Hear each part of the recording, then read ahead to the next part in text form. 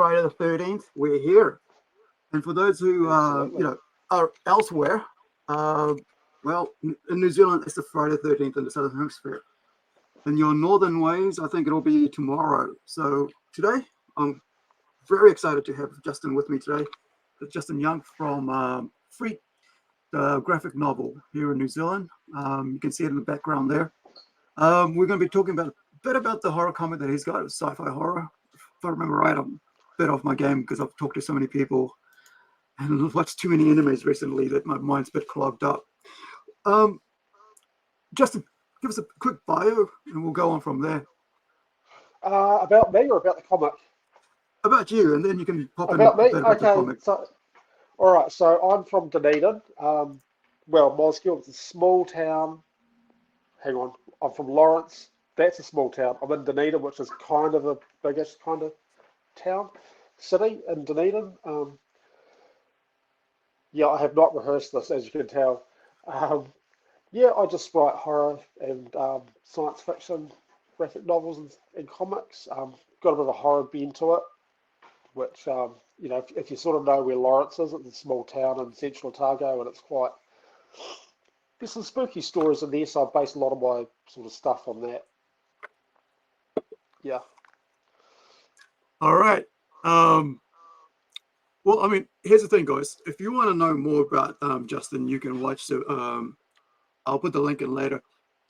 Actual interview that we did together a while back with Shane as a co-host, local comic artist who's already in writer who's just got his own book out called Chronicles of the Wasteland.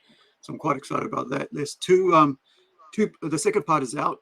Supposedly, from what I hear from what we heard last week from Rico was that there's supposed to be 4 now. It's kind of branched out a bit longer, which is good. Having a full story arc is a good thing. I just got the second issue arrived today. What's it, sorry? I had the second issue arrived today, so I've just finished reading it. It's really good. Really good. Yeah. I haven't seen them for a while, so I haven't been able to get a hold of the second one. Yeah. But I have got, signed copies of the first one around. Too many things around, man. I just haven't got around to it. So what we're going to talk about today, I mean, it's Halloween. It's the best part of the year. It's like friggin' for horror fans, right? Because I think for me, like, that's, I don't have to mention it, but like, I think music, horror, and comics is the thing. Like, I remember watching, I'll show you this video. Like, I've always loved, this is my first ever movie that I saw. There was English that has stuck with me from all, since all time as a viewer, I guess. Where is this gone? Huh. There we go. Give me one sec. Because it's an interesting little thing to see when you're a child, right? And because it's, and I watched it with my mom because like my mom was like, it's called The Hand. It came out in 1981, so it was on TV around that time. And I think it was just me and mom home, and dad had gone out, and I was curled up with mom, about maybe 8 years old, right? So it must have been like, it was on national TV, so it would have been TV1 because I don't think they had TV2 back then, or TV3, I think. So let's have a watch of this, and I want you to check out why it's such a cool thing. You think I've done something wrong, don't you? Terror he could not forget. You think there's something in there, don't you? Torment he could not bear. You want to see? Truth he would not face. Hey! Take a look! Orion Pictures presents Michael Caine in The Hand. You don't want me to go to New York with you, do you? I'm not talking about a separation or anything permanent or anything like that. I thought you understood that. I thought that was why you said well, that. Well, we obviously do not understand each other. Look out! Ah! Get back! How does it feel? Like we're still there, our fingers. I've been moving. You'll have phantom feelings for years. Heat, irritation, pain. Your memory is still feeding familiar sensations of having a handle on your nerve endings. What have you been doing during these blackouts? Misplacing things. I'd be scared if I were you. Did you see my signet ring? No. Are you all right? Oh, yes. You never know what you can do. The unconscious is capable of anything. You could do anything you've ever dreamed of and never had the guts to do. Hi. I like the way you look at me. Blackouts are Of nothing. course. You could kill somebody. It's all up there, and you'll never know. No, what? Who you are. Don't be afraid of the pain. Tell him what you feel. You're trying to kill me, aren't you? Sense it, feel it, touch it. You want to destroy me? What is your image? A man trapped in a nightmare. Locked in the grasp of land. Oh, John. John? John? What's the matter? Why are you looking at me like that? There's no hand.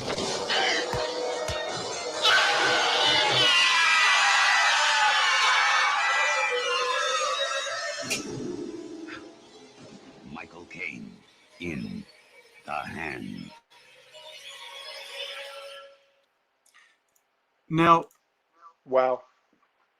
you wouldn't know, but Oliver Stone is the director, right? It's Yeah. like it's before, you know, it's like 1981. You've got this great horror movie, and I'm sitting there curled up with the mom, going, you know, what I used to do as a kid was going, you know, what's through there? You know, the hand becomes this Yeah. defense kind of wall, you know. And I remember being at our first home, which was in Mordor, and just sitting on the green couch, right? The ugly, you know, wooden. I mean, for us back then it was brilliant, but now when you look back, it's like this retro thing. But you know, watching this this movie about a guy who's a comic book artist who loses his hand, and now it's refitted with you know, robotic hand, which kind of, it's interesting when you look at like all the work that the team with Alita, you know, the guys that actually started doing hands, like refits, not refits, like what is that called? You know, when you attachment, you know, like I don't know, it's like this. Yeah. Sorry. Cybernetics or no? Yeah, they've been able to upgrade to a point. I mean, like being able to, the tech's advanced so much now that you can actually, you know, think kind of to make it work. And it's so cool to see that happening, because, and especially like a movie like Alita and the guys behind that, like actually taking part in, you know, doing real world work and that. And I thought that was quite interesting. Now, yeah, but I think, you know, that was my first horror movie ever. And it's always held a real special place.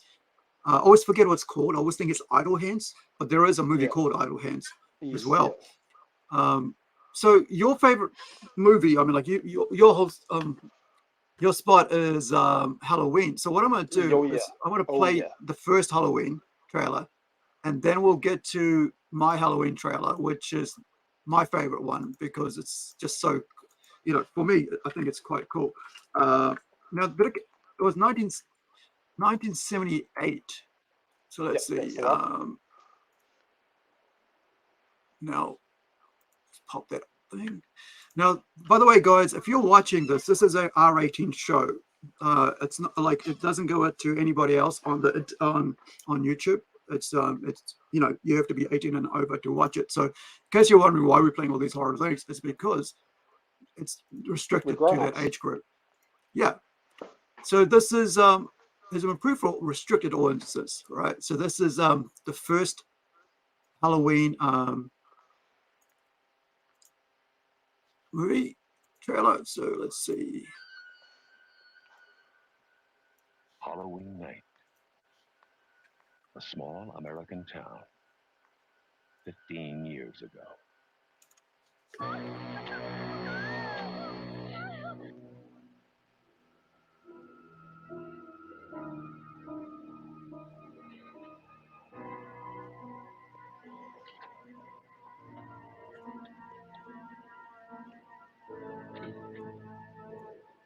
Michael? Halloween. I spent 8 years trying to reach him, and then another 7 trying to keep him locked up because I realized that what was living behind that boy's eyes was purely and simply evil.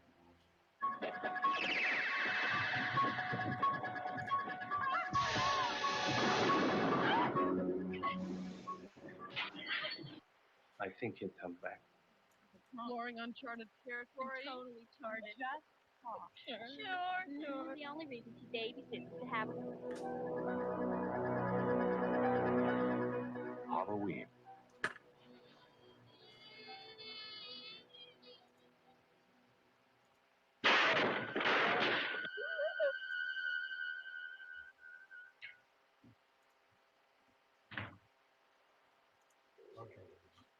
Come on out.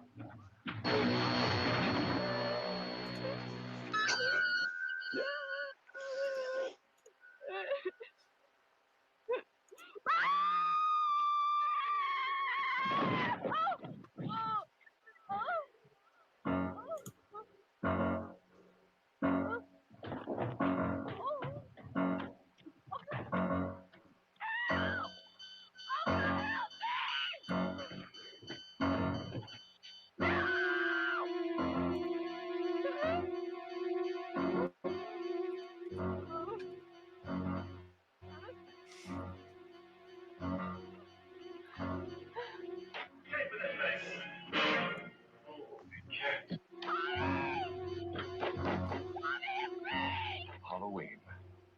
The night he came home.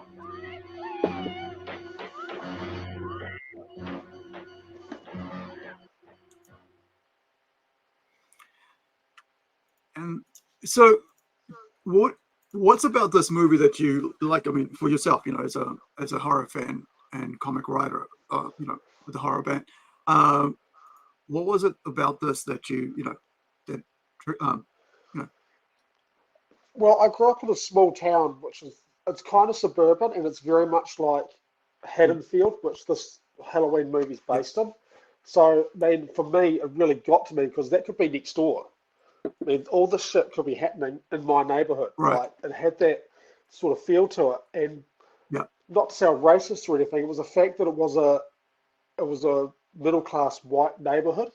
Like, it wasn't a in trouble sort of neighborhood. Like, this could happen anywhere kind of neighborhood. Right. And also as well the intro. Can I sort of speak spoilers or the intro scene is with that kid Michael Myers when he's younger and he kills his sister.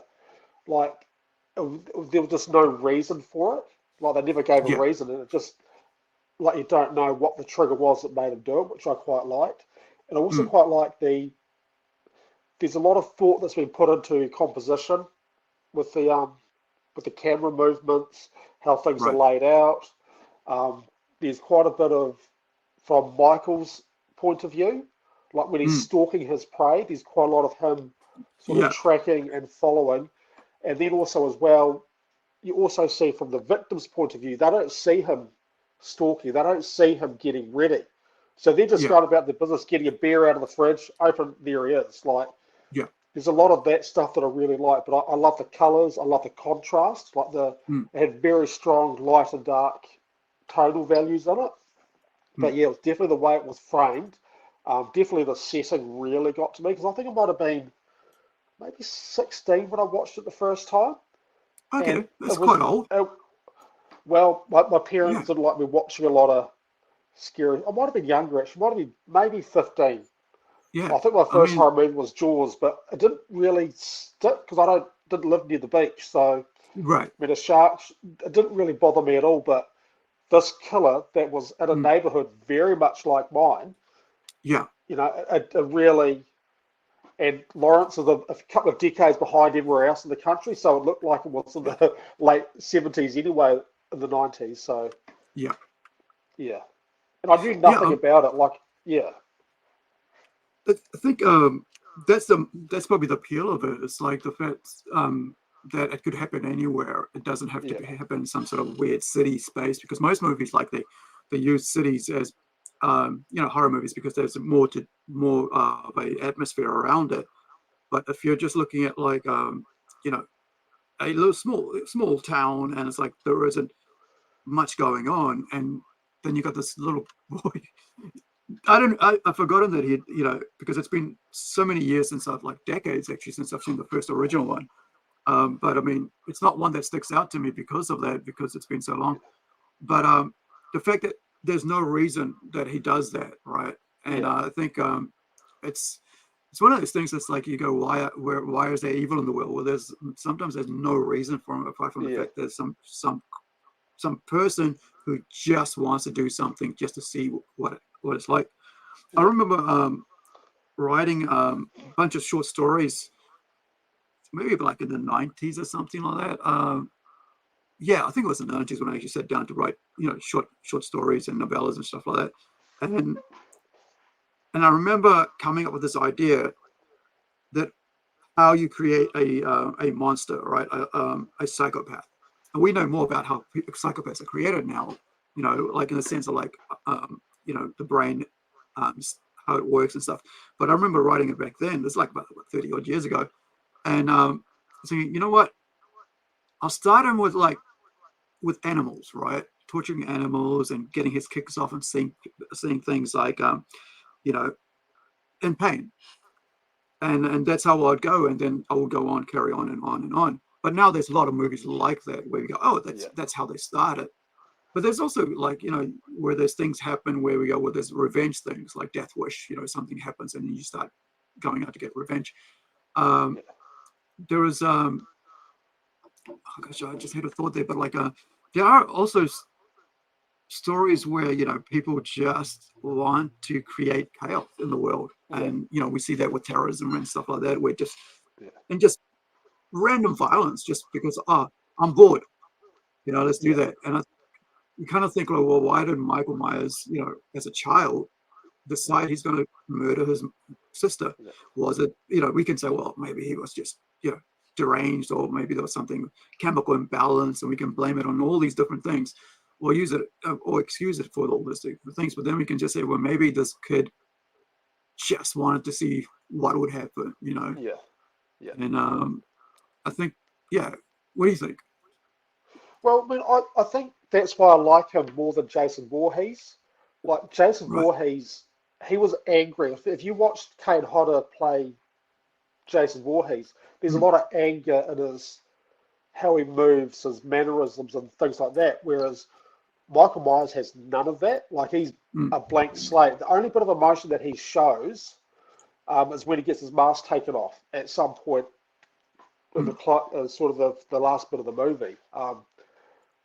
But yeah, the Rob Zombie version kind of ruined a lot of the mystique for me, and kind of brought his trailer trash thing into it, which it didn't really work for me. So I think, as much as I like his other movies, that movie just didn't work because it kind of ruined a lot of my sort of mythos about it. Like he was just wired a little differently, and something, we don't know what, just triggered him to do what he did. Right. Now, it's this one, right? Friday the 13th? Yes, yeah. Right. Yeah. So, I'll put some volume up here.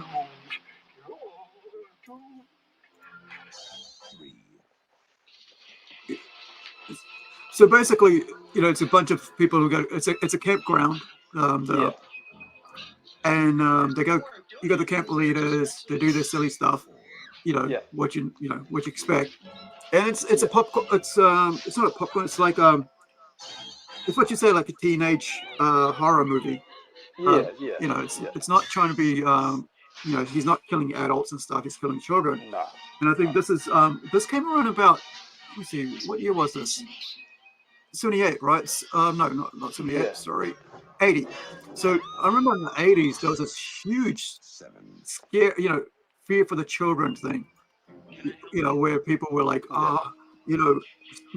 strangers could take your kids and all that stuff.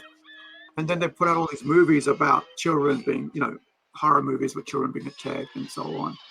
And serial killers became this big, huge franchise. Yeah. There is one. There's a comic book that creator who I interviewed, which is Lucifer Storm, Yeah. who I'm gonna like put up his comic with soon. But he does the Ed Gein thing. Yeah. The 13th. You've seen this, so tell us a bit about like the character himself. It's kind of a whole series. So you have the first movie, which is all done from the killer's point of view. Like you don't see the killer right till the end, and then you see a bit of Jason in the second movie, but he's got like a sack over his head, so he's not the Jason that's popular now.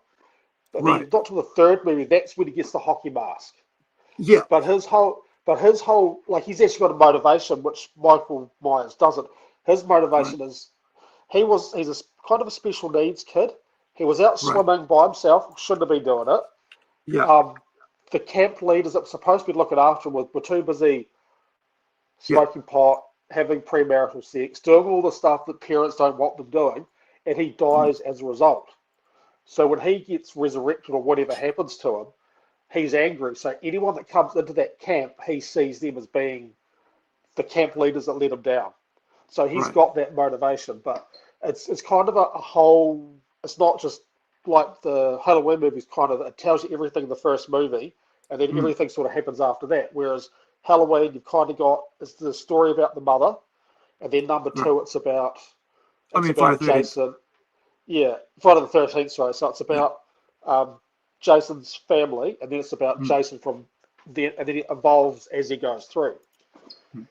So it's kind of like it's a true series almost.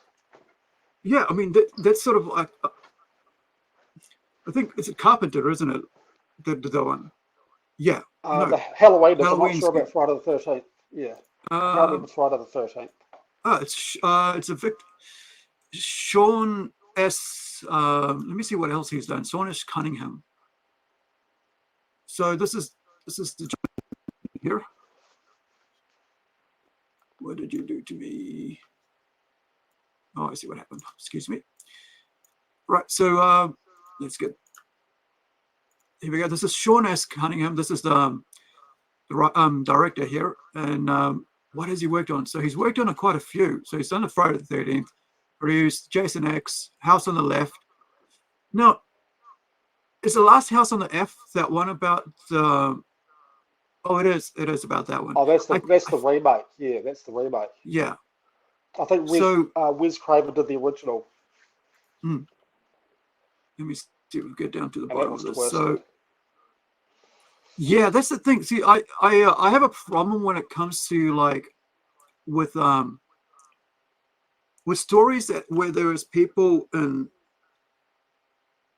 things happening to them that just seems cruel. There's something that I like, even when I'm writing, when I'm writing it, stories or comic books, I try to stay away from cruelty because I myself personally find it abhorrent to show cruelty.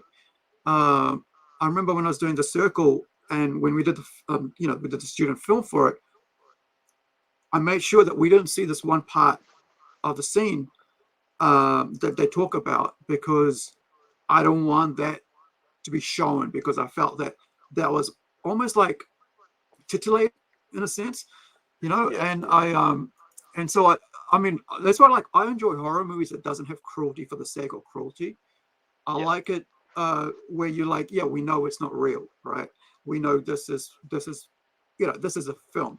It's not where you go and you try to titillate the audience by showing them something that's like not there. So you can always, like, as a director or as a writer, you get a sense of, this is a bit too far, and I'll just pull back and carry on. But I think sometimes when people do that, I mean, there's a really cool anime right now that I'm watching, that I'm having a hard time watching. It's called Good Night World, right? Because it has like a dysfunctional family, and it's just it's just such a for me, I'm like, as much as the fantasy elements is really good, it's a really good story, and it's a, you know, it's got a huge following and it's got a huge fan base, and it's only got 2 episodes out now. But with that, you know, I'm up to episode 4, and I'm like, do I really want to put myself mentally through that? Whereas some other same thing, I'd be like, yeah, nah, this is fun, this is cool, I can watch this is excellent. So I want to see if I actually put the trailer up for it, or if it's should be up. No, but I want to. There was a movie that I saw this week though, that I saw yesterday. To be honest, it's out on Paramount or something. It's a horror movie, and it's kind of like, it's a sci-fi. It leans more towards sci-fi than horror. Oh, okay. It's called The Mill. Have you had a chance to look at the trailer for this? No, not yet. No. Cool. So this will be good. You get to see it because I loaded it up yesterday. Just see. There we go. All right, here we go.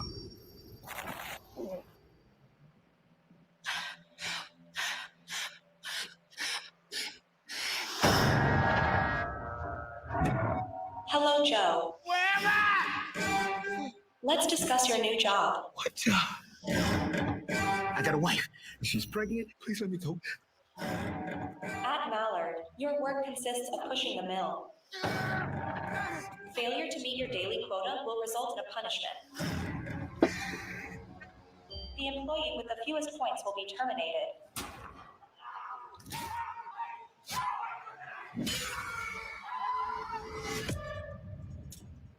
When do I go home?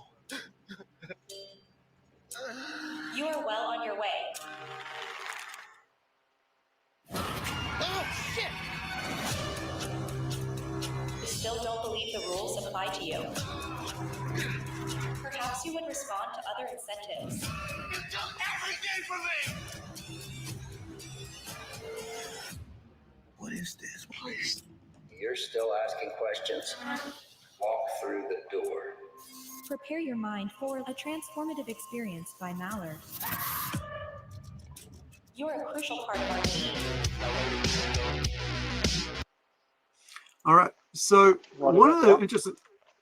What do you think of that? I want to get your opinion on that. Yeah, that looks interesting. Yeah, that looks So I just wrote that down so I know to come back to it. Yeah, that looks quite interesting, quite different. Right. So it gives you enough information to interest you.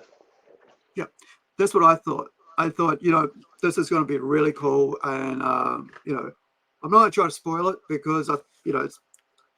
But I just want to say it's for me personally. I was really excited. I thought it was really cool. Got to the I get the last 10 minutes. Disappointed the hell out of me. You know, and I was like, what really questioned, like, there's so many, the story has so many holes in it. That's really sad. So I want, you know, the guys, you know, has to push you around a mill, and you know, and I'll show you what I'm, you know, the wheel here. We, you know, we got the wheel of pain. This is what I thought. You know, the ashes were trampled into the earth. Let me see, where are we? The blood became as this is Conan being taken to, you know, as a child. Yeah. You know, one of my favorite all-time characters. You know. Oh yeah. For the leader rode to the south, while children went north with the banner. Yeah. So he's been taken away from his family, his mother and father, his tribes people have been killed. You know, this is start of Barbarian, you know, the original, and now he's got, you know, as a slave, little boy, you know, and I'll fast forward a bit so you can see what happens to him. All right. Right. Yeah. All right. Hold on. So this is the mill. It gets tied to the mill. That's all you got to do all day long. Week after week, year, month after month, year after year.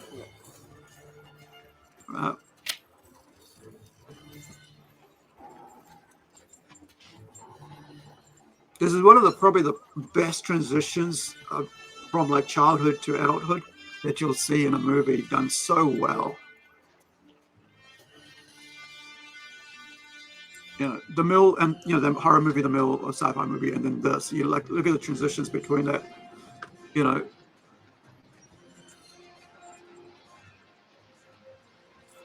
it's quite cleverly done because each of the characters are sort of dropping off as it's going as well. Yeah, he starts growing up, and it.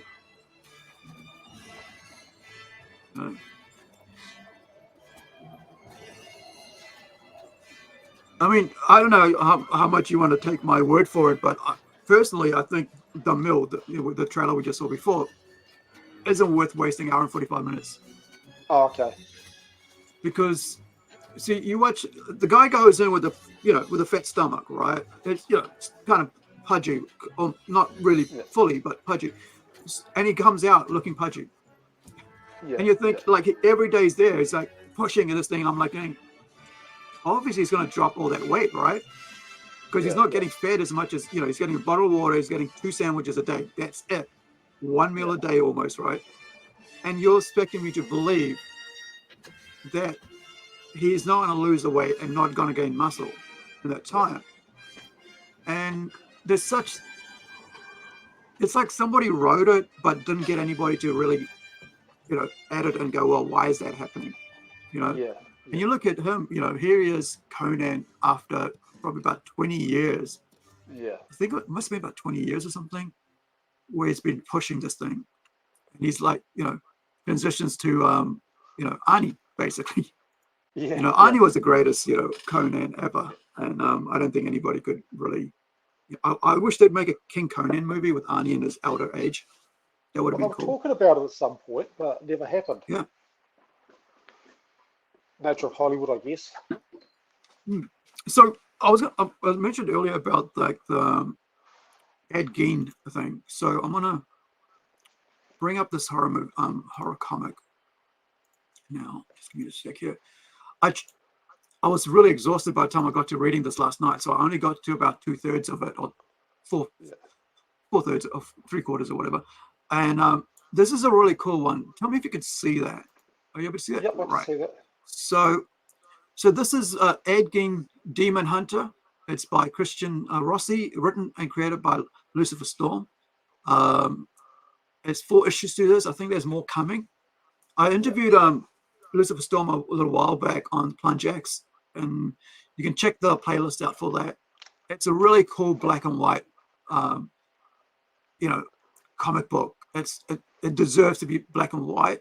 I mean, it looked different, totally different as a colored book, but man, like this scene here, this is a double page spread. It's just so much going on.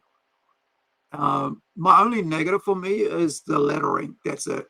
As you can, when you look at the lettering, it's just, it's kind of like, this area here at the top of the first panel on your left, you can see it. Apart from that, this is a top shelf book.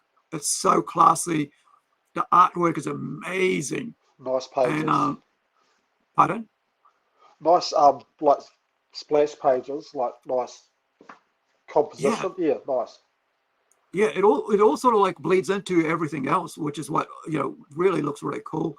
And I love that sort of style where you're not just using like the negative space, just leaving it there. Like if it's just like here could have just been white, but he's using it to come into this. There's one really cool area I saw that I really stood out for me straight away. I think let me just grab the page.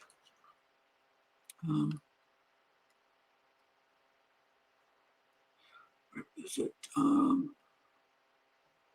Check that out. That's cool. That's cool. Yeah. Just perspective. Yeah. The way it's like all kind of like almost round, but he's towering over him, and it's just like a fisheye lens. It's like that's the one. Yeah, it's got that beautiful look to it.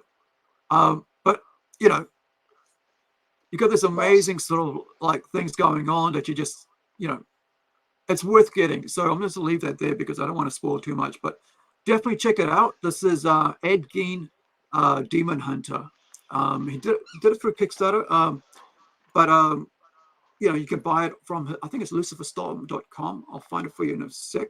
But the other one I want to bring up for us is, and I didn't know about this being number 3. I always thought it was number 2. This is, of course, Halloween 3, sorry, which is one of my favorite all-time, movies when it comes to how it, like, everybody loves to dress up on Halloween, and this really takes it, to the next limit. I remember being coming up to Auckland for a 2-week school holiday or something like that, and living with my a family friend, Indian family friend, and her husband, and I got to watch it at their place. I must have been about 10 years old. So the movie itself came out when did Halloween 2 come out? Was it 81, I think? Yeah, something like that. Yeah, I think it was 81. So let's have a look at this, because this is like really interesting. For as a cosplayer, as a comic book fan, it really is such a cool thing. Gives me the creeps. I have to go to the bathroom. Mommy. Relax a minute. Mr. Cocker will be here and everything will be fine. He just wants my opinion about some television commercials or something. I still can't figure out why they won't take my orders for next year. You know how I like to work ahead, and well, they're just not interested at all. Maybe they're not going to have Halloween next year. All right, roll it.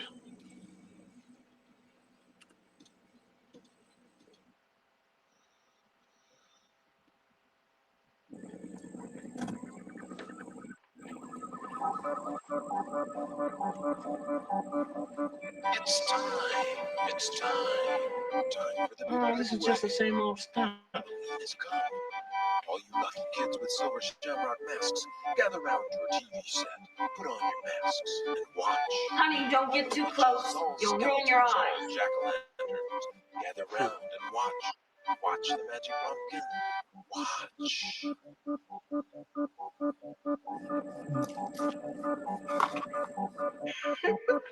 I think this whole thing is a big joke. I mean, look at that.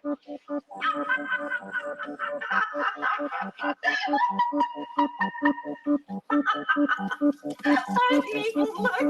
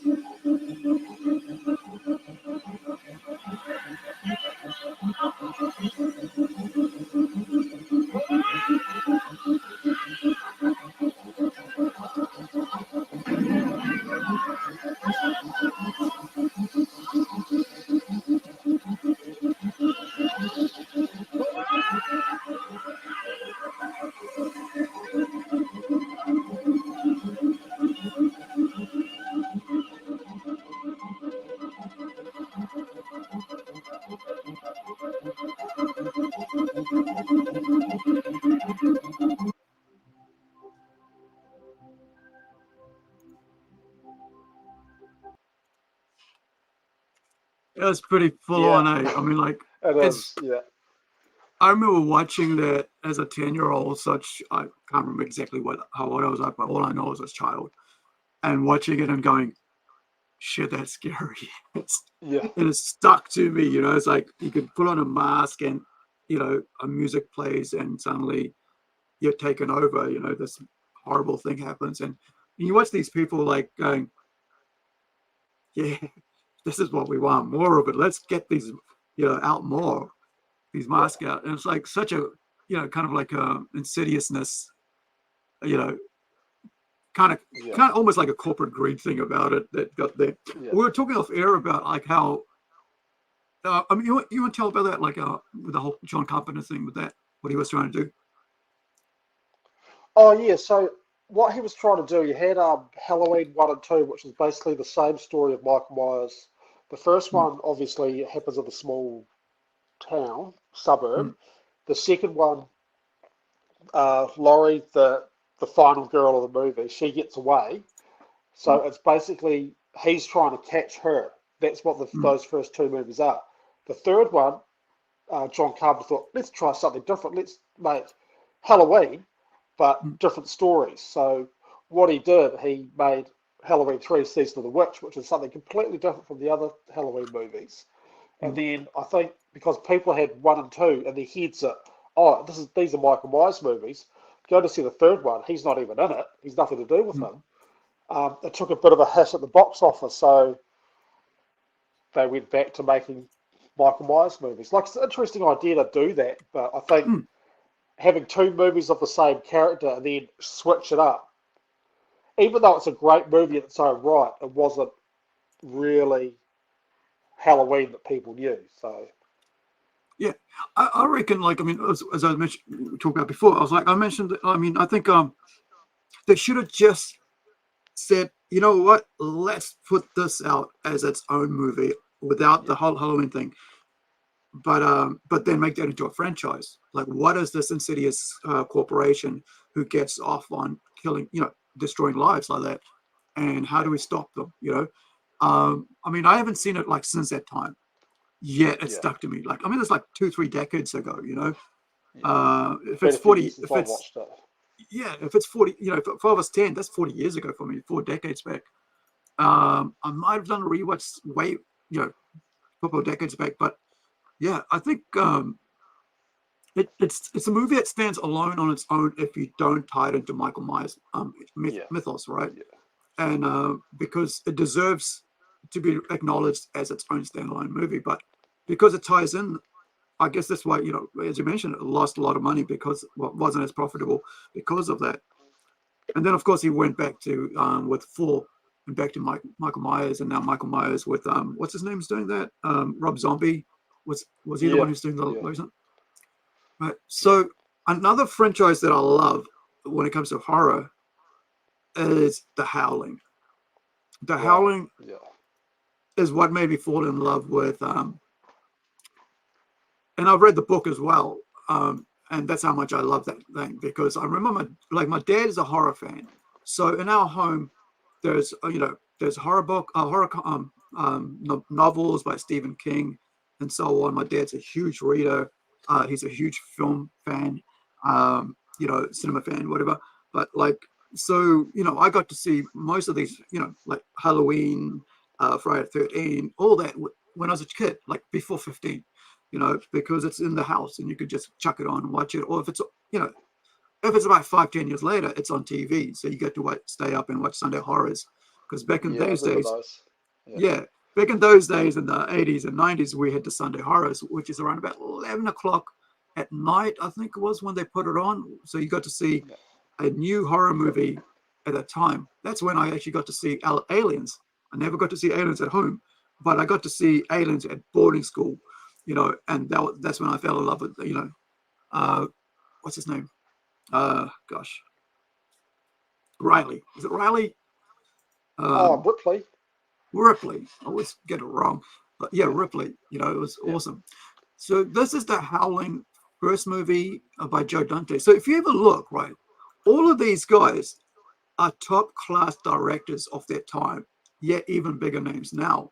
You got John Carpenter, you've got Oliver Stone, and you got Joe Dante, all coming out, making these great classic horror movies.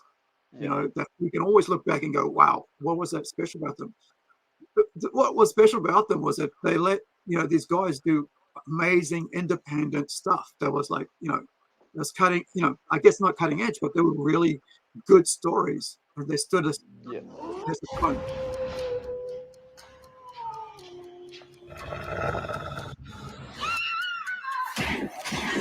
A mysterious stranger died in an attempted assault of KDHB anchorwoman Karen White. There's this blood on me, and I can't imagine who it might have come from. I'm going to recommend that you go out to the colony for a week or 2. I was here this morning. God, look at the door. Bill just got bitten by a wolf. Whoever is bitten by a werewolf and lives becomes a werewolf himself. Your classic werewolf can change shape anytime it wants, day or night, whenever it takes a notion. What about killing it with silver bullets? Oh, sure. Silver bullets are fire. It's the only way to get rid of the damn things. I was looking for my wife. Why?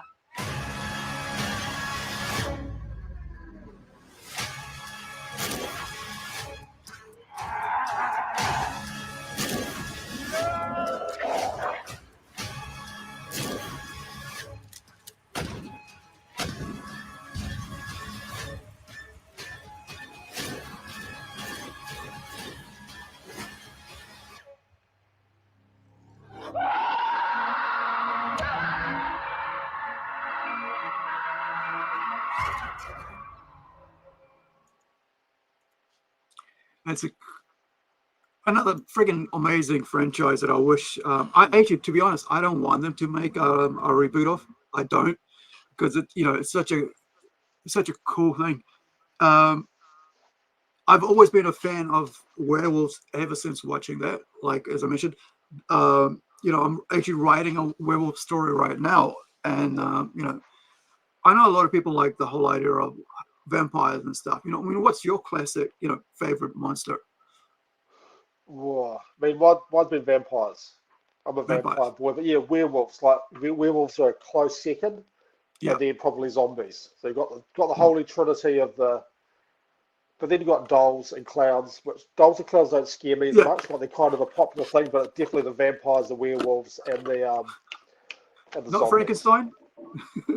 Oh yeah, I like the character. Quite a tortured character. Yeah. Especially the way that Mike Mignola did him. And, right. Frankenstein Underground. I think Ben Stenbeck did the art for it. Yeah, I don't think I've read that yet. That's But yeah, I mean, like, it's we've got. I mean, you've got was it like Hammer one's like a werewolf, vampire, Frankenstein, and the Mummy, right? There's four. And now you got the zombie. So I pulled this out. I don't often pull this out because it's quite heavy. So you've got the Compendium Volume 1 of Walking Dead. Wow. It sits up there on the cupboard. I remember it cost me about $150 for this, signed and everything. So I don't bring out more because it's a freaking silver thing. It smudges. And so this week I saw a signature inside the comics, and I wish they'd done that here. Right, they've got all the space. Yeah. That I wish they'd signed it instead of the cover, because that's just going to wear over the dates, and it's going to be you only going to be recognizable. And that's the same thing with this one. So this is volume 2, right? So this is, you can see it's already got the friggin' silver paint coming off. Oh, yeah. And I think that's Charlie Adlard and that's Robert Kirkman there.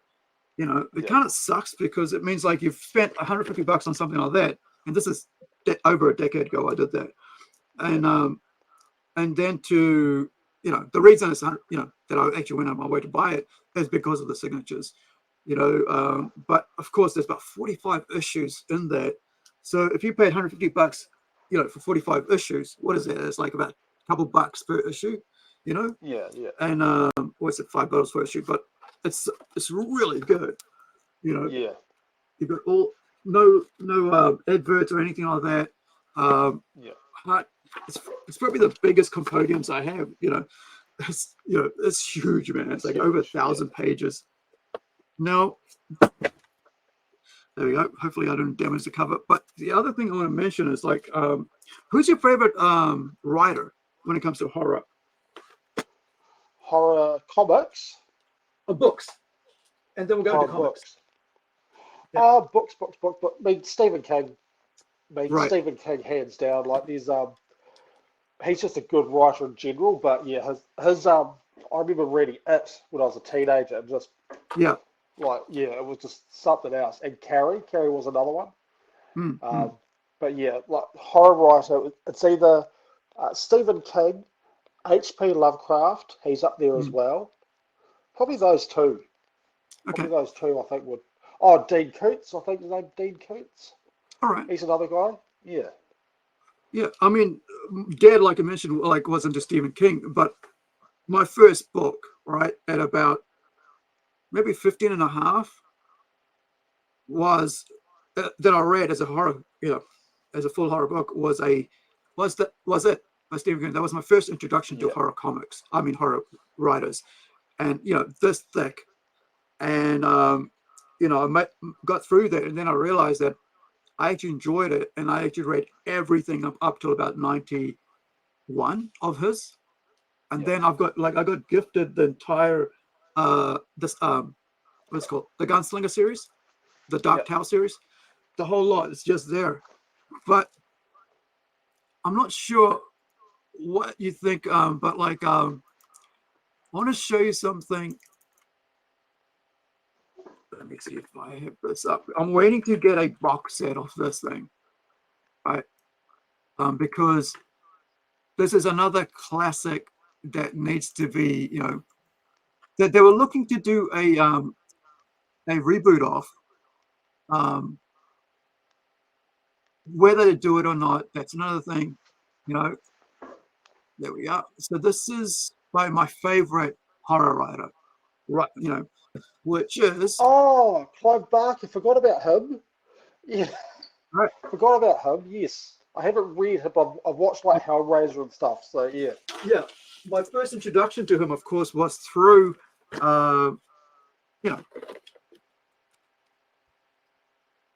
Pinhead, Hellraiser, and so on. But in the end,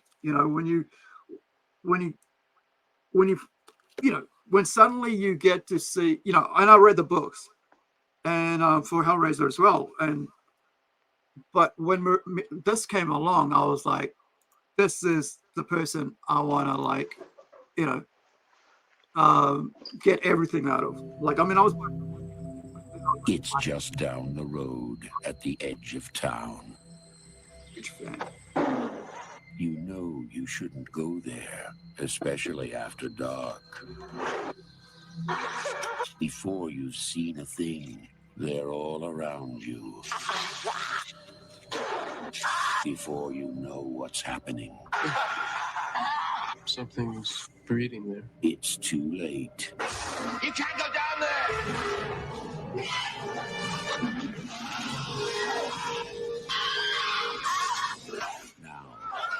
Clive Barker, creator of Hellraiser, brings you a reason to really be afraid of the dark. Nightbreed.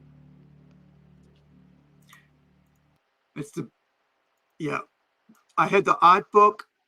I had the table, coffee table book. I had, and I remember watching it. I'm going, I think I might have been looking forward to it because I'd already been into, reading Clive Barker with Hellraiser and Hellraiser 2 and all that stuff. But he really delves into the fantasy side of things, which Stephen King doesn't. I mean, his only fantasy thing that I can think he delved into was the Dark Tower series, which isn't, it doesn't even feel like fantasy. It just seems like a parallel universe. But with Clive, I mean, dude, the books of blood, because I was buying everything, right? And then late 80s, 90s, when I was, working as a 16-year-old, 17-year-old, 18-year-old, working full time, all I was doing was comics, music, and I forgot that, that I was buying Clive Barker books and Stephen King books every chance I was able to. But he's got this real no holds barred thing when it comes to writing stories. He just delves into the darkness and the fantasy elements more than well, what if that dude does this in that neighborhood? It's more like, what if something comes creeping in, and this is where it is. And it's basically, that's a premise of friggin' Hellraiser, right? What happens if you open this, this puzzle and suddenly the Lamashant puzzle, this thing, right? So what happens if you open that thing, and there is such a, and that's basically what I think for me, that's what I think his whole thing is what if you do this? what happens if you do that, and it's not like what happens if they do that, right? What if Cujo goes rapid, you know, something like that. Whereas like, what if that car does that? It's like, you know, it kind of feels real. You know, there's so much. I think as a writer, he's got so much depth to him because of his fantasy elements. Like, have you read the Books of Blood? No, I haven't. No. Series? So there is a let me see if I can play that. There's a trailer for the Books of Blood, and there's also the Night Train. And I remember getting in so much trouble with my dad because I was drawing the Night Train. Is this the one? Let me see. Is this 3 years ago? Oh yeah, this is okay. So this is like the remake of that.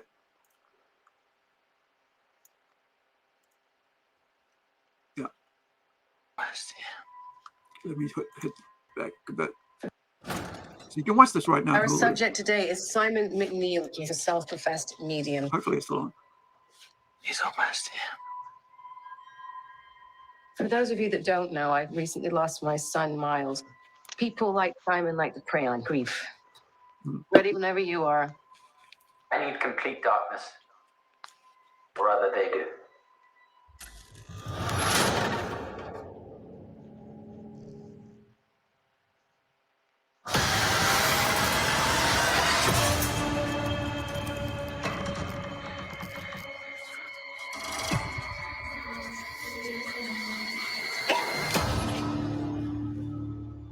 All the dead have stories.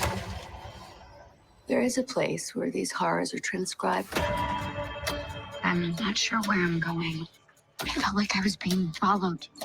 We're headed to Ravenmore. Is it a nice place? No. Here, the dead. They're so much closer than you realize.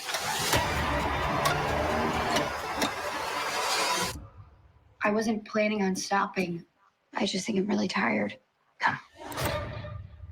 You're safe here. I just have a thing with noises. It's neurological. It would have probably been better if I just didn't stop taking the meds.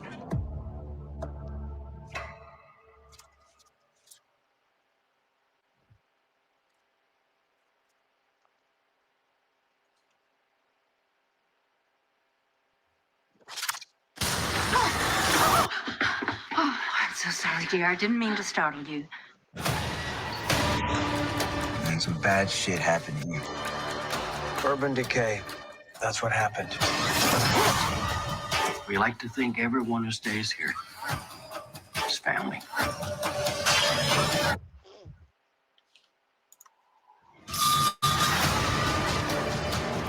We all die. But sometimes the stories of our passing must be forever carved into our collective memory.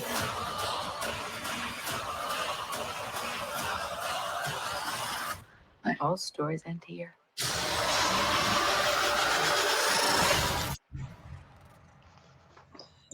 Me and eyes have a thing. Yeah, that because it's the most sensitive part of your body, right? Like it's like the you know, and then the other thing that people say is the windows to your soul, right? So if hey, for those watching, I just if you guys have a favorite horror movie that you want to like us to talk about, pop it up, and maybe if we've seen it, we can talk about it. We'll show the trailer. You're most welcome to join us in the chat there. So I I remember like when Nightbreed, Marvel picked up Nightbreed as a horror comic series, and I think it was the 90s, just after the movie came out, and I actually owned those comics. Hopefully it was Marvel, and I lost them. I had probably had about 20 issues or something, 2 years collections of it, but I lost them at the time, but I mean, the artwork was great. You got to delve into these creatures. What happens after the movie ends? And it was really well done. For me at the time, I was like in my 20s, and I thought that was really, really cool that you could actually just go, all right, the movie's over. Let's go and read the comic book now. And it was just, it was just a sequel to that. And you know, what were the monsters up to? I don't want to spoil for people who haven't seen Nightbreed, but you know, what were the monsters up to? What was the history behind it? We got to see a little bit of it about their prophecies and stuff like that. But if you haven't seen Nightbreed, it's there's a book called Cabal. I actually have a paperback there somewhere. That's the name of it. It's Cabal. It's the name of the actual book that Nightbreed is based on. I just, you know, I remember like I think he actually himself did Nightbreed, if I remember right. As you know. Yeah. From memory, I think he did do it. Yeah. And Hellraiser. I think he did Hellraiser as well. Yeah, he did. He did that, and he did it actually had David Cronenberg in it, the director. Oh right. Yeah. You know, and so you had. Let me just pop this up here, the IMDb information page. So yeah, so this is, you know, he wrote it, directed it, and you got to see how much, you know, because he's an artist as well. There's one thing you guys, you know, you have to remember. Clive Barker, unlike other horror writers, is an actual artist. So whatever he's coming up with, he actually draws it out. So you get to see, and that's what I meant by I had a coffee table book of Nightbreed, is that you got to see his initial sketches of the creatures and stuff, and then, you know, so that's why he can easily transition to comics, because he already has those little sketches there. He can just pass on to the artist, and he's a great artist, and he's, you know, because he's a painter and stuff. Hey Nugget, so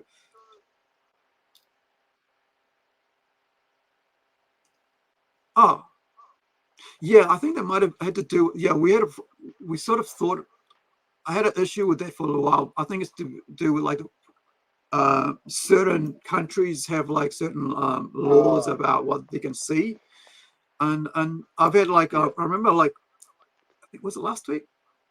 Yeah, I think it was last weekend. I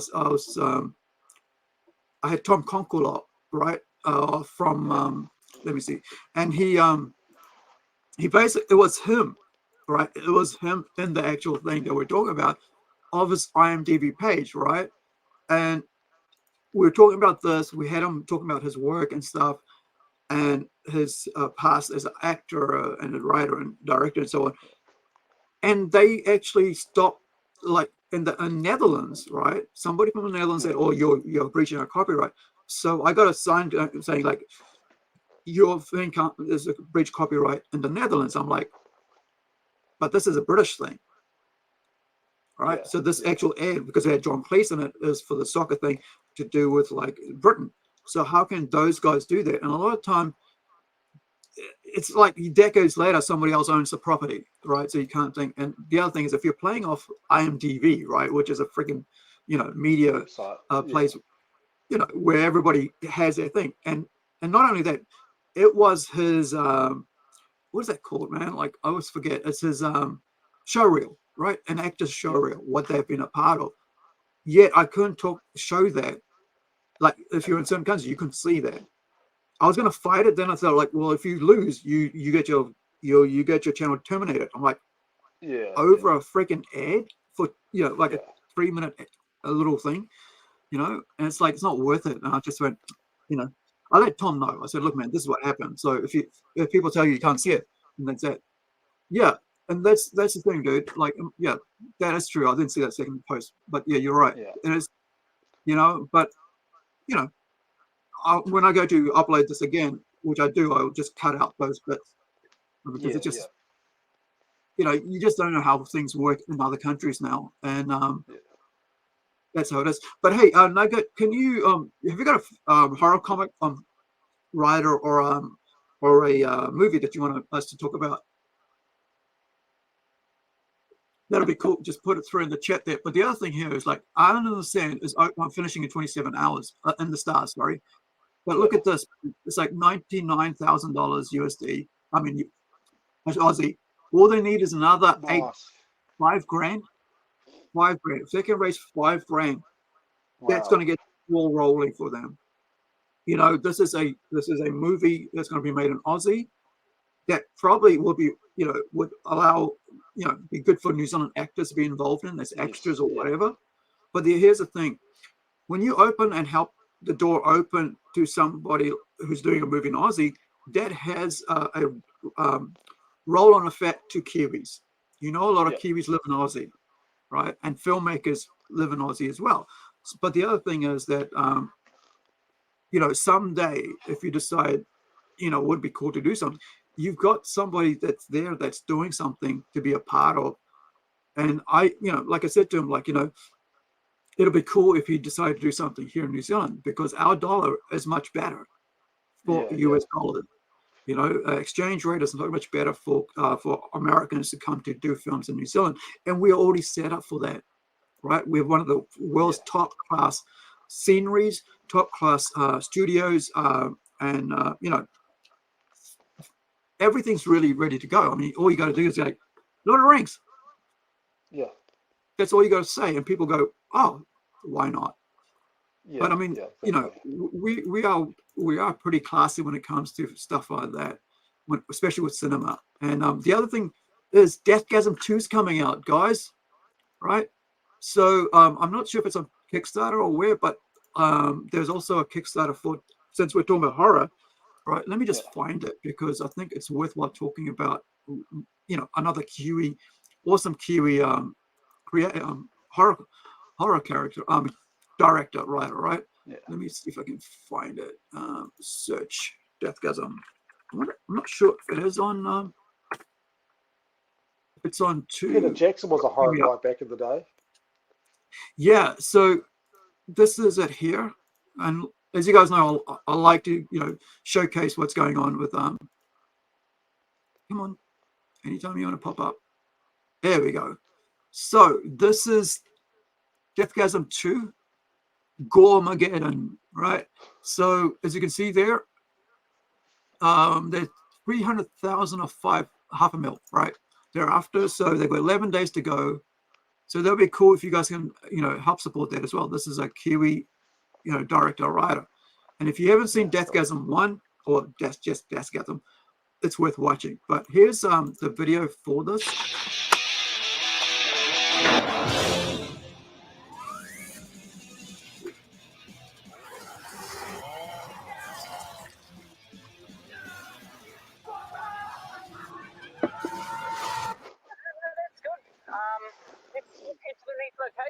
Hey, what's up? I'm Jason Howland, director of Deathgasm and Guns Akimbo, more widely known as Harry Potter with guns in his hands. What do you want, asshole? Now, what are you thinking? But no, I'm not currently having a stroke. I'm actually from a magical place called New Zealand, and this is just how we all sound. I'm here to tell you that we're finally making a sequel to Deathgasm. It's called Deathgasm 2, Goremageddon. Now, when I made the original Deathgasm almost 10 years ago, it was on a budget of about 200K, which is fucking peanuts, you know. We shot the film over 20 days and really busted our asses doing it. To achieve most of the gore in the film, we got our hands on the used effects from the Evil Dead remake and repurposed it for our film. Despite the film having roughly the budget of a used car, it played at dozens of festivals around the world, and over the years, it's fair to say it's built up a bit of a cult following with many horror and metal fans. And since then, I've been inundated with requests for a... So why Kickstarter, I hear you ask? Well, basically, if we went down the usual route of funding, we're going to have to address a bunch of really dumb notes and compromise the film. New fans, we're going to be disappointed with a piss-soaked, flaccid, floppy sequel. Oh, the fuck! So we decided to give the power back to the people who understand the genre, and that's why we need your help. We're hoping to raise 300K here on Kickstarter to make Goremageddon. Still not a lot, but we know we can deliver a kick-ass heavy metal horror movie for that much. And of course, if we manage to raise more than that, every single dollar we raise is going to be splattered on the screen. For instance, if we hit 500K, we'll be able to hire gore legend Steve Kasansky, director of The Void and Psycho Goreman, who's going to do some kick-ass prosthetic makeup for us. And if we hit $650,000, we're going to get some killer cameos in the film. Ultimately, we know we can make Deathgasm 2 bigger, harder, and better. Okay, hi everyone. I am Kim Crossman. I play Medina in Deathgasm. And All right, you guys can watch that later. The link is there. But since we're a comic book thing, I want to show you something very special that came out last year. Nice. Right? This is the same guy And I was thinking that this is the next thing he was supposed to put out was Monsters of Metal, which is basically a monster metal, heavy metal group, right? Sorry about the glare, so I ended up giving two of my friends like a copy each, because this is like a standalone one-shot comic book, but each one has a different instrument and a different monster on it. So you got this one here, you got a bass player.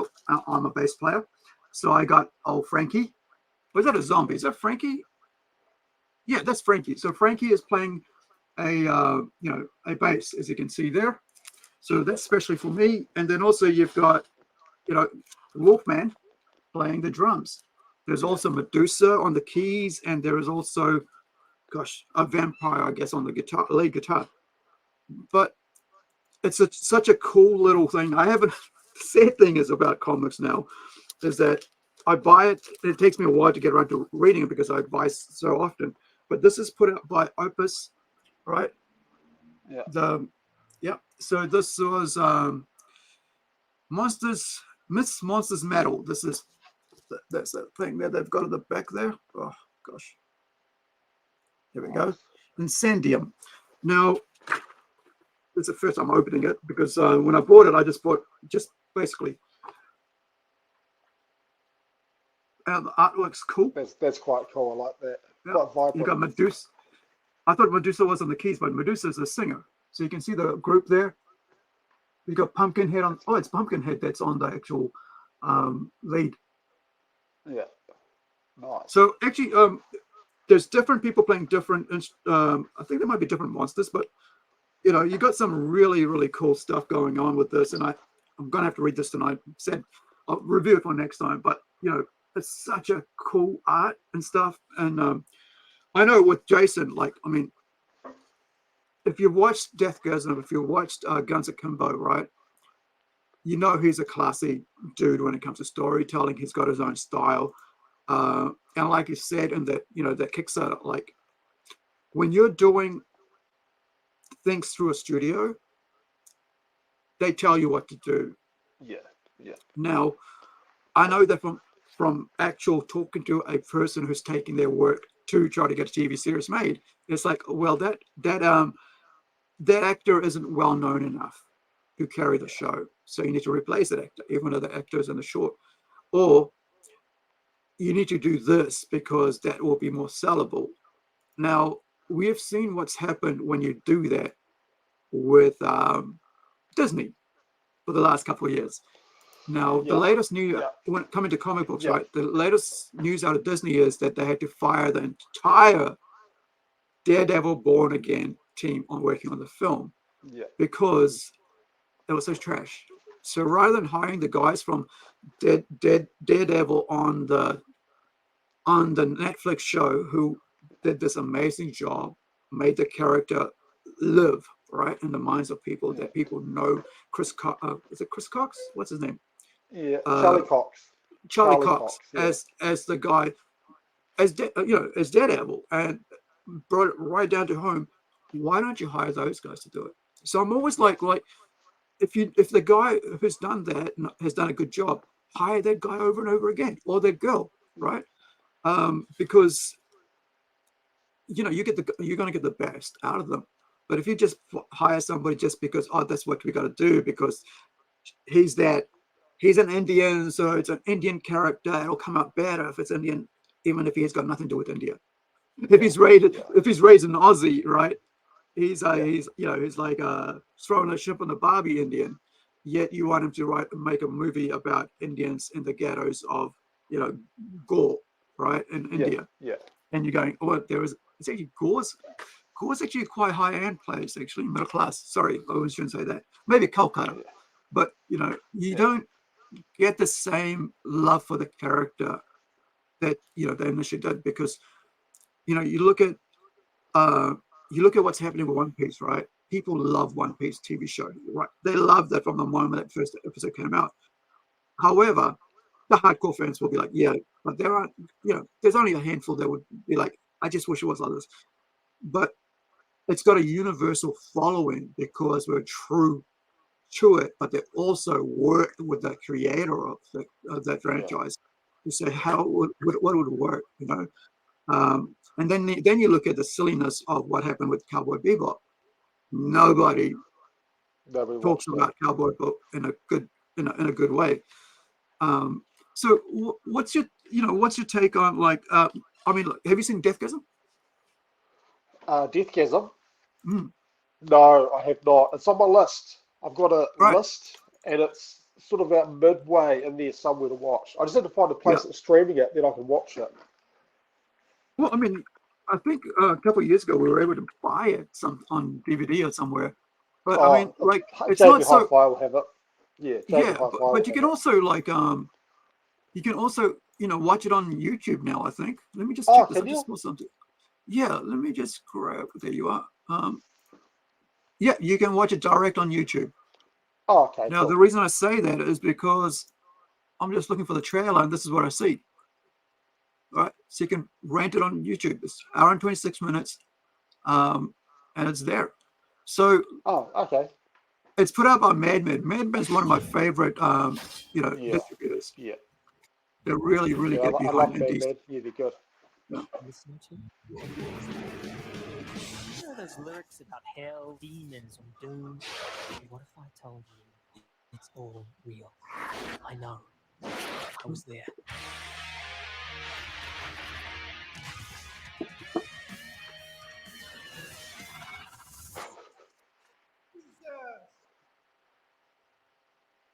It's pissed.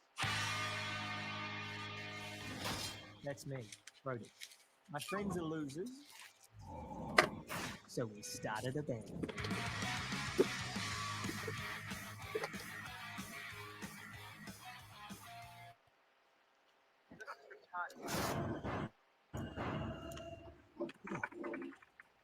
Daggers.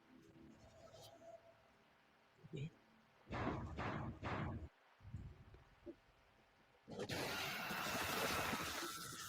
It'd be crazy if the music had something to do with demons.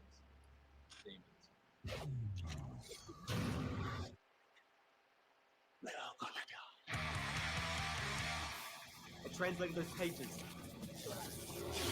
Now people are turning crazy, like possessed, crazy.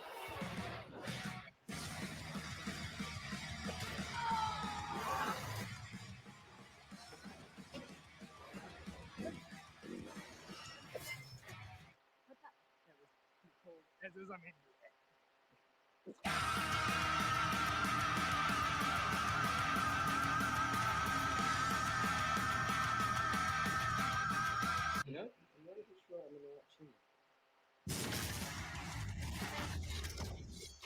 I don't still. So that's Deathgasm. But yeah, I don't know how the whole renting off YouTube works, but there is that. Now, before we get to The Witches, your favorite horror comic, I'm gonna plug my friend's book. This is a local friend of mine who's like we're gonna do a Wednesday. Why am I saying Wednesday? A Kiwis invasion thing that we do on a Sunday night or Saturday night sometimes, coming up soon, with Michael Batur. And this is his, you can buy it from Goodreads or Amazon or wherever you can find, the good books and such. But this is his page, and I think that's what you're supposed to see there. But The Devil Took Her. So there's a whole bunch of short stories. One thing about why I like short stories is because you can read it whenever.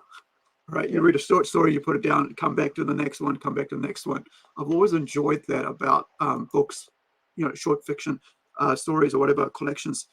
Have you, what are you like? Have you got like do you like reading short stories or short films and stuff like that? Well, I do, if I can, I'd rather read a short story just because I'm a father, husband, have a day job, comics. Like, I've just got so much time, but I love reading. So if I can read it, like H.P. Lovecraft's perfect because he does like little two-page stories, which are great. But I will read a big book if I have to. But if there's an option for a shorter story, I'll probably go more that way. So if I find a book like that that has short stories, perfect. I think that's where like anthologies come in really well with comic books. Anthologies, you know, like you can have like short stories here. Okay, I only got 10 minutes. Okay, let's just go read that, or 5 minutes, you know. But I want to read, so you know you can do that, and that's a really cool thing about, you know, which I think that's the thing that people a lot of time don't think about, why short stories make such a difference, because it's just that you can get snippets of a, you know, a book in a complete sense, where without having to, you know, remember where you read it or so on. But also the other thing is, each story is going to be different from the next one, which is the other thing that makes it really cool. You know, when you like reading anthology comics or, you know, books. I bought a book the other week called, I think it's a supernatural one. I'll show you this one.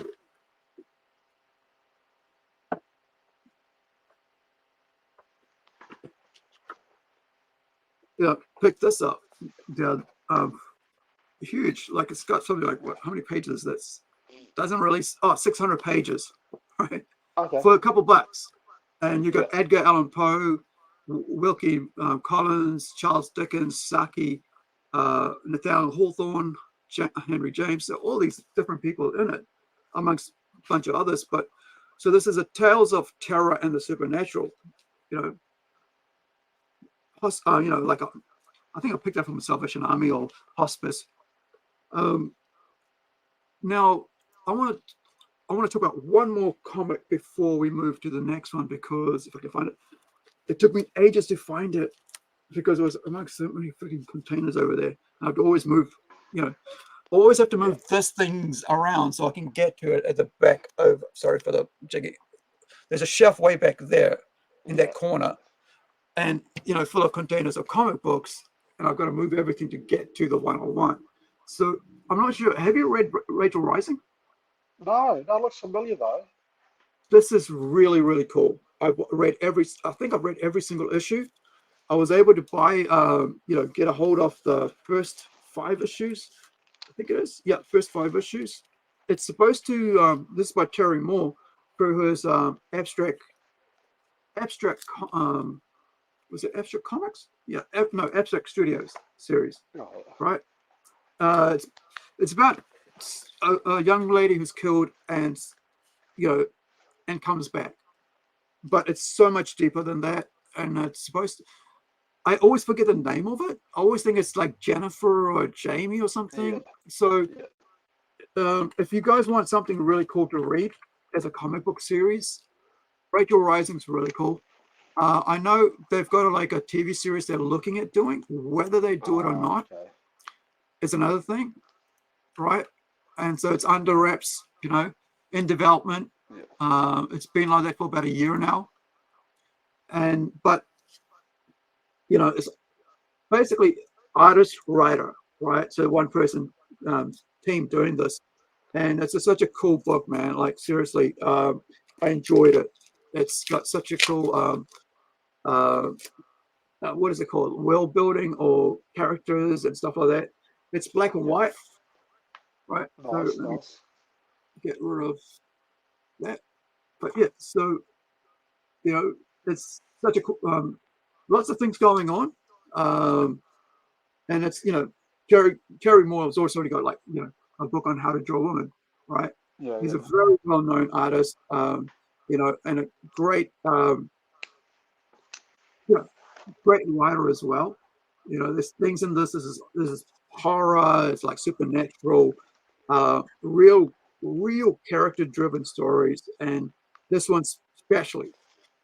And of course, a lot of people know him from Strangers in Paradise, right? That series. Yeah. I'm still trying to get into it.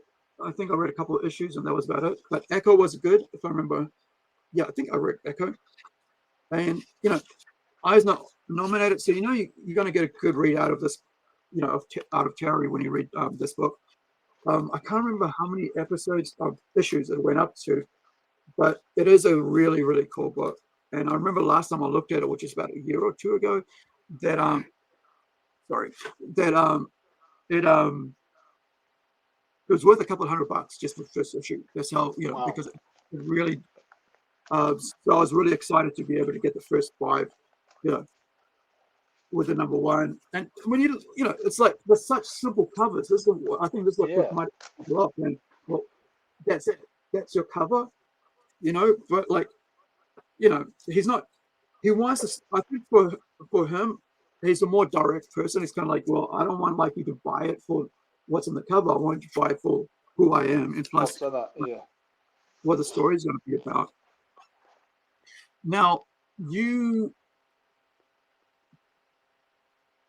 put this through to me, so I'm going to like bring up the witches, and we'll finish off with that from sure. Talk about this. So, right, so tell us about the witches. Okay, so it was written by Scott Snyder. He has done work on Batman, Swamp Thing, American Vampire, I think The Wake, which I haven't read. But his run of Batman was really good. Like he's got like the Batman mythos, but then he sort of infuses. So he brought in like the Court of Owls, and I think it's Mr. Bloom or just Bloom. He brought in some really interesting characters with that. But he could also do action-packed stuff as well. Like he did Justice League, he did Endgame, and Super Heavy. Like they still had a little bit of horror in them, but they're more sort of big action sort of stuff. So he wrote this through Image. The guy. Hold on, pop that up again. I'm going to like get you on solo. Right. Yeah. So it's quite an interesting story. It's more of a story about a family, a mother, father, and a daughter. They had to leave where they used to live because something bad happened, and they just need to go somewhere else, just for a fresh start. And what I quite like about the opening scene is it opens with a lady stuck inside a tree. Like normally, I have read it. Yes, I was wondering if I'd read it or not. And yeah. So normally when it starts off in a forest, it's somebody running through the forest away from something. But this starts with the woman inside a tree, and it just sort of goes from there. And when I first picked it up, I thought, oh, Scott Snyder, I'm going to read it, going to love it. And I thought it's going to be about witches, you know, with the bubble, toil and trouble. But it's completely not. Like there are little bits and pieces that relate to witch mythology, like ginger and gingerbread houses and things like that. But they're more kind of a branch off the evolutionary tree. I don't want to go too much into it without spoiling it, but it's got really good pacing. And the artist is a guy called Jock. Jock is awesome. He did the artwork for the Batman Who Laughs. So this is, I quite like, if you can see that. So that's, you know, nice, bold artwork.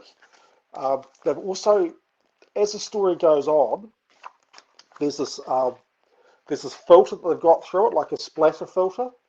So as the story goes on, don't want to give away anything.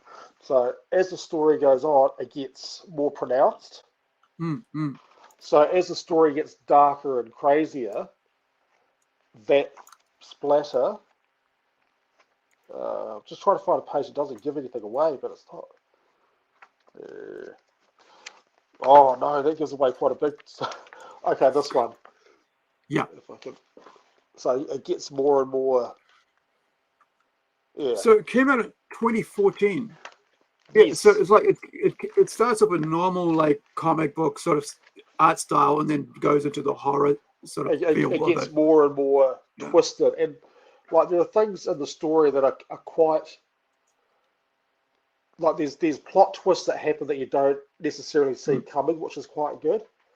Right. Yeah, and I love the creature design. The creature design is very cool and creepy, and they're like the tension's always going up. Like it's quite a slow build, but it's always there, and it's like the things get tense, and then it sort of swaps, and then it goes like a little flashback, and then the tension goes up again, and then it swaps back to now, and the tension's still rising. It just keeps going up and up like that. And it says on the book volume 1, so I'm still waiting for volume 2, which is like the ultimate tease.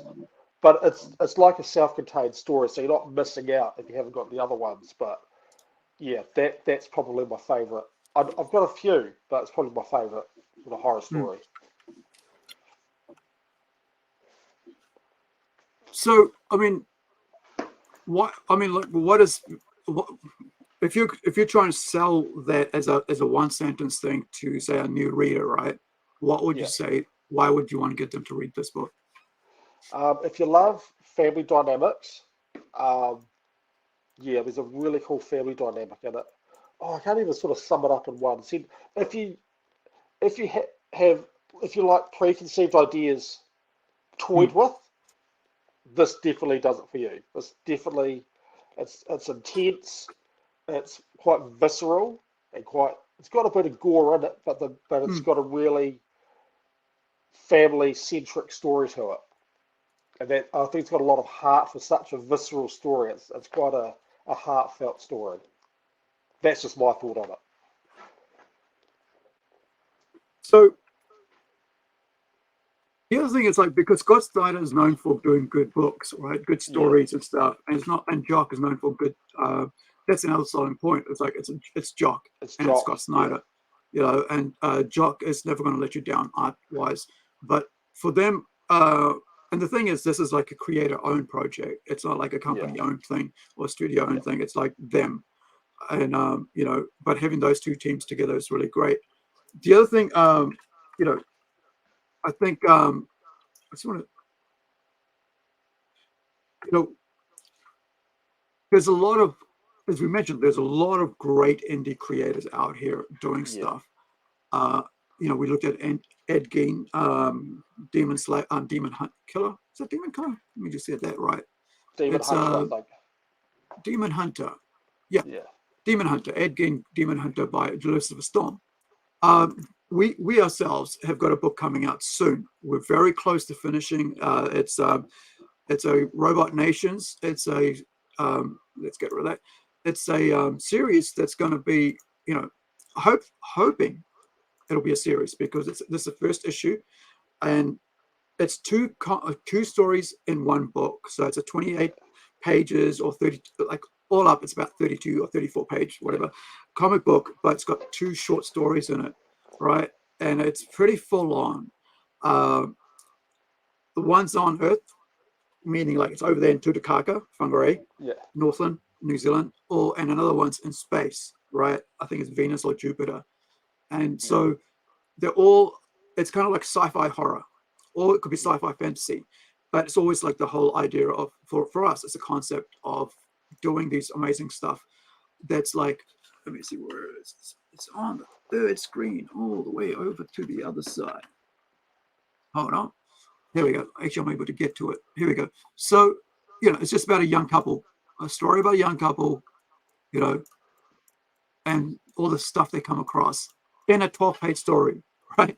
That's all it is you're going to get out of this. But it's such a cool, really cool work. I'm working on this with Francisco Conti, and we're about maybe 4 pages from the entire 28 pages finished. This is the second issue, which is, and I don't ask him much, like, I don't give him too many details, because I know he's a great artist and he understands what he's doing, and it's been really cool. So he's an inker as well as an illustrator on this.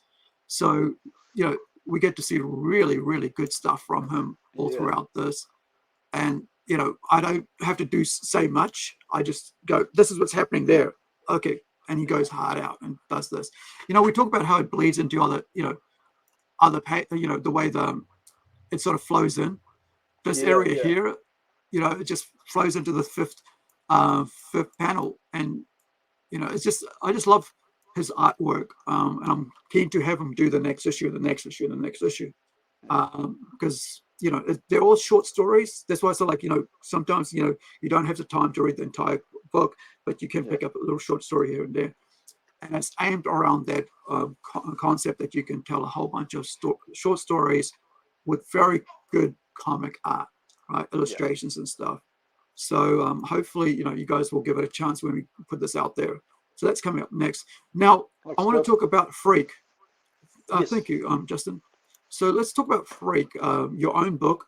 And we'll finish off with that. I know usually we try to keep them to 1 hour, but I think I kind of enjoy the 1.5 hour with you guys. Yeah. So that's all good. You've got your book in front of you, because I've given all mine to the other week to Rico to sell, you know, out here. But like, you've got your books. Show us what you got, man. Like, I mean, I'll put you on I solo. don't have a book with me. It's in the other room. It's all. I've only got one copy left, and I've got a market tomorrow, so it's all packed up to try and sell. Oh, right. So where's the market? Like the market. It's at Makers Market. It's up in. It's just a little suburb, just between Mosgiel and Dunedin.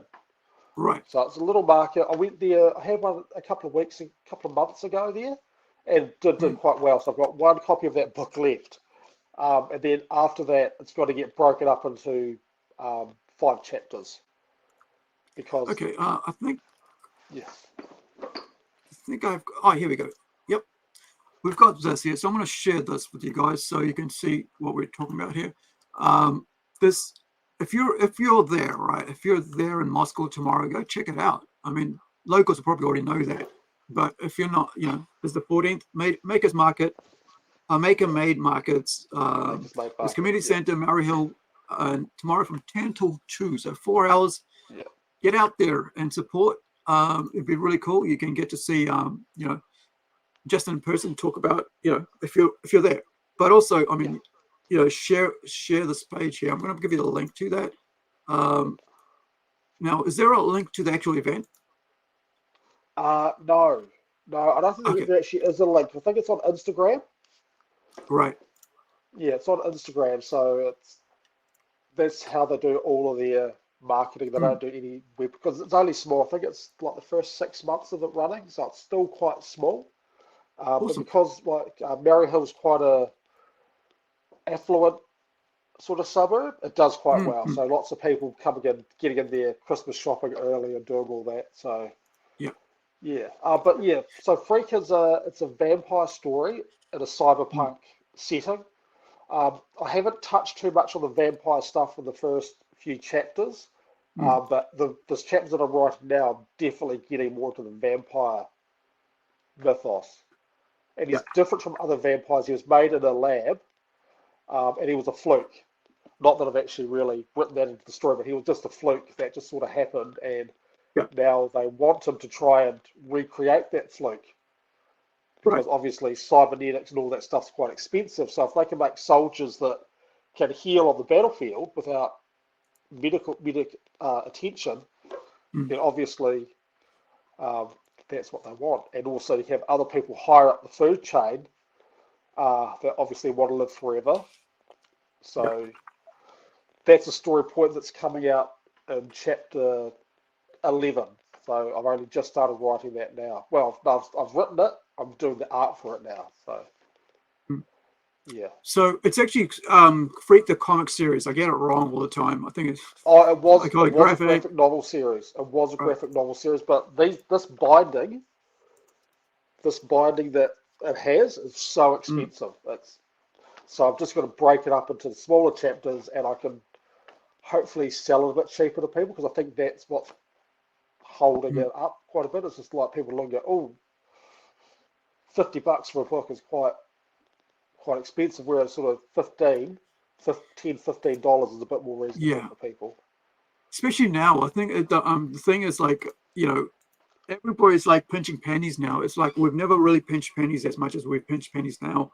And I think a lot of people don't understand the cost of creating comics, and and it's really tough because you can print it locally. It can be expensive. You can go overseas.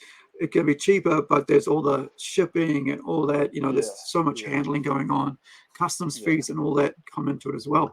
So there's a lot of a lot of things that goes on behind the scenes in producing comic books. A lot of people that aren't aware of that.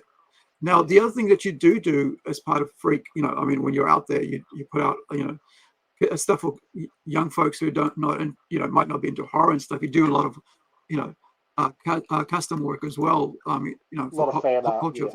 Yeah. And that's pretty cool. I mean, we discussed it before about why you do that, but and that's because not everybody's going to be into the horror comic scene, but they would want a piece of your work and support you that way.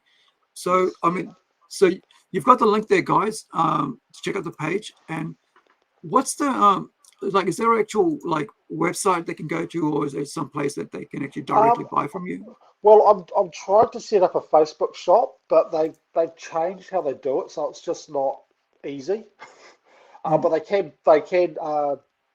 direct message me through Facebook or Instagram, and I'll hook them up. I'll hook them up. Yeah. I think the Facebook shop thing just isn't working. I think they changed a lot of their way they do things, and I think it's not open to some regions, and New Zealand might be one of them. So it's right. I might have to bite the bullet and get a website or something. But man, if you do want a copy of something, just DM me and I'll hook you up. Right. Yeah, definitely. Like check out Freak the Comic Series. And guys, look, the reason I do this, the reason we do this is because we want to support our own local creatives as much as everybody else. So if you're a local creative like in New Zealand or Aussie, right, Oceania, this whole thing's for Oceania. If you got a book out there and you want to promo it, or you want to come on and talk about it and share with what we do, like tonight we talk about horror comics, right, horror movies, and we haven't even delved into music, but I mean, there's so many things that we can discuss, but we really want to center around about comic books, and there's so many great things happening in the comic scene, in the independent scene, that a lot of people aren't aware of because they're not here on the social side of things, because all they think is the comic shop and the bookshops. But there's right now there's around about 300 individual comic titles on Kickstarter alone. That's just Kickstarter, not Indiegogo, not Fund My Comics, right? But just Kickstarter. So you think of all the other ones everywhere else on crowdfunding sites out there. So do check them out, right? Check out Fund My Comics. That's somewhere that we're looking at putting out, because we want to try things and not put everything in one basket, because what happens if tomorrow Kickstarter closes down? There's no other avenue. So you got to make sure that as a business thing, to have your eggs not in the same basket. So we're going to try out Fund My Comics, and for Robot Nations. And hey, talking about which, have you looked at maybe doing something like that for you? Because I know you self-fund, right? So is there anything that you have thought about doing, going that way as well, or are you happy with just doing self-funded books? Yeah, I don't know. I have done Kickstarter, and that they do all right. Kickstarter does all right, but yeah. Are you talking like in terms of working with a publisher or something like that? No. How was Kickstarter for you? Like crowdfunding and stuff like that? I got over the line. It Awesome. was hard. It's hard work. It's a lot of stress because you have that initial flurry of action, and then this is over a month, and so you have the first sort of week is just takes off, and then all of a sudden it just dies, and you have 3 weeks of just nothing, or dribs and drabs, and it's just stress, and then you have that last push over the line in the last sort of couple of days. But I mean, it's nerves of steel stuff, as old Kickstarter. It really tests you to see whether if this is what you want to do. And look, comics isn't always a business thing, because you're really out here to tell your story, right? I mean, for us, like for me, the core thing of what I do with comics, it's like our stories, our way. There's a core of what we're about, and it's always going to be there because we want to tell our stories. And I think, and that's everything every comic book creator out here in the indie scene wants to do, is tell their story their way. And I think sometimes, that's crowdfunding offers that place where there's nobody else. Like we talk about the networks putting their hands in, right? Sending you notes, you can't do this. Whereas when you're an independent creator creating by yourself, you don't have that. So you're out here on your own, and you're standing on your own 2 feet, and it can be hard, can be tough, and nothing's ever easy, when you're on your own. So that's why I always say support indie creators, because the work's being done, and they work really hard. I mean, I know that Justin works just as hard as anybody there working with Disney, probably maybe more so because it's his own little baby, right? When you're working for somebody else, you only put in whatever you'd want to put in to make it possible, right? And we've seen that many times with what's coming out in the mainstream top tier, I would say, Marvel, Disney, what you see coming out of there, that's not what's between the pages. It's rubbish compared to what's on the cover. So so in the end of the day, look, go 50-50 if you have to support an indie creator and keep getting your Marvel comic or DC comic, but at least look at what else is out here, because there's so much out here. Like I said, there was this, right? Opus had this out from Jason Howard. I would love to ask Jason how he went about to get a comic book out. Why did he do it? What was his reasoning behind it? How did he approach it? Because I know, like, anybody who's telling stories, anybody who's a writer, all they care about is telling a story. Doesn't matter what medium, right? It can, like, if you're a writer, you could be making music and writing songs, or you're trying to tell a story. You look at Iron Maiden, man. They turned Rime of the Ancient Mariner into a freaking anthem, right? Into a heavy metal anthem, and or even like Power Slave, talking about Egypt and the times of pharaohs and stuff like that. Yeah. So there is so much amazing stuff out here, but really, really, please support your indie creators. I mean, you've got Justin here, you've got Lucifer Storm with his horror comic, I put up before. Let me just bring that up again so you guys can see. These guys are out here are doing amazing stuff, and it's it's worthwhile, to see what else is out there. Why am I not getting the right one? Here we go. There we go. There it is. Yeah. So you've got Ed Gein out here, Demon Hunter. It's a horror book, full on, no holds barred. So check out Lucifer Storm's work. Check out Justin's work, and it's horror. It's horror season, as they say. It's Halloween, so get out there and spend all your time watching horrors this week, and enjoy this genre of entertainment. Now,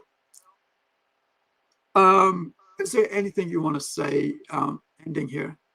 Because even though I don't usually do it for this one, but give us your solo. Actually, I do. Give us your words of creative, wisdom. Well, if you want to see more interesting material out there, purchase it. Become a fan of that stuff that you want to see. Support the stuff that you want to see. If you don't want to see mediocre stuff, i.e. Marvel, Disney, and you want to see something with a bit more teeth, a bit more edge, give your indies a support. It doesn't necessarily have to be horror. It can be comedy. It can be slapstick. It can be romance. It can be anything like that. Just like the music, comics, writing, anything. If there's something that you want to see, there is something out there for you, and support it, then you'll see more of it. If you're a creator, just keep doing it. Just keep doing what you're doing. The first couple of things might be hit and miss, but it comes out of practice and being stubborn and just having that bit of mongrel just to get it done. That's probably all I can really say. Keep supporting. For those who are outside of New Zealand who don't know what that means, the word mongrel is a colloquialism. It means, have a bit of freaking guts about it. Have sort of like a spine about it. If you want to do this, which basically means if you want to do this, stand up and do it. Don't waffle around, hum and ha about it. Just put your both feet in. Thank you for watching. Thank you, Justin. I love hanging out with you, man. It's always a cool to catch up. Thank you. I think for everybody watching, hopefully you check out those movies, but do give our own New Zealand horror, horror movies and story and creatives a go, right? Give our own writers a go. We'll put up this one, showed about this one here. That's by Michael Batur, Whangarei-based Kiwi writer, a friend of mine. We'll be talking in depth with him in a couple of weeks, a bit more about him as a writer, because he doesn't only do horror, he does sci-fi as well. And so, but this is his latest book, right? So check that out on Goodreads, the links and comments there. Thank you, Justin. Wherever you guys are, awesome, man. Wherever you guys are, be well. Love you. Hug your loved ones, and we'll see you next week.